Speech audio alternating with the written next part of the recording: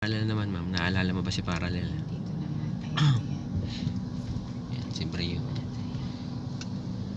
Yan, ganyan lang. Tabihan mo lang yan si Tractora. Ito yung mga final ano ni ma'am ngayon eh. Ito, papantay ako pantay sa mo. kanya niya. Oo, basta yung distance mo walang problema yan. Kahit gabuhok pa yan. Brika mo konti. Yan. Diba? Oo. Yan, tama. Okay naman. Oo, konti pa.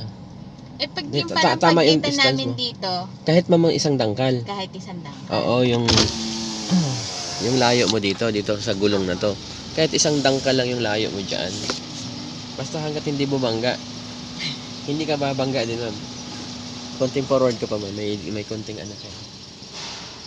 Stop. Ayaw. Okay, reverse.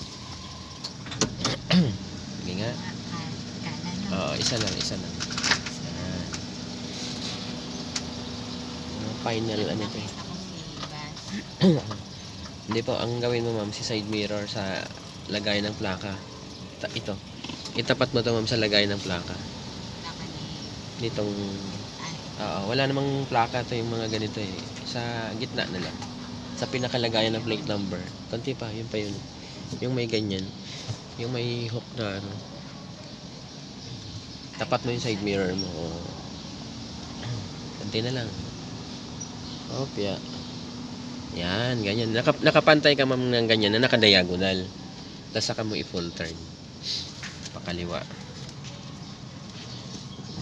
Okay.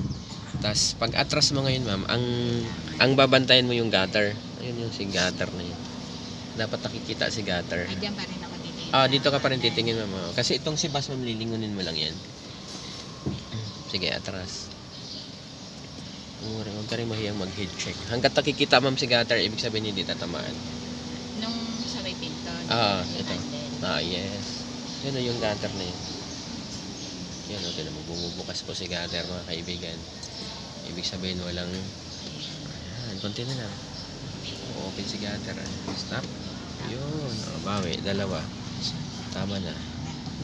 Lagay sa park. Pahinga. Ganun lang. Ang aking parallel. Tsaka yung maneuver.